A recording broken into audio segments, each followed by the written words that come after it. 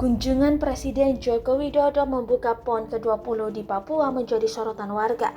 Mereka ingin berfoto dengan Presiden atau sekedar saling sapa.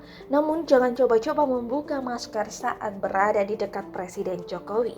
Ajudan yang selalu berada di dekat Presiden akan langsung memberikan peringatan. Dua video aksi cepat ajudan Presiden Jokowi pun viral di media sosial. Saat itu Hermanus Konjol, pemuda yang mendapat jaket presiden tanpa sadar menurunkan maskernya saat berbicara dengan Jokowi. Sontak sang ajudan langsung menaikkan masker yang dikenakan Hermanus.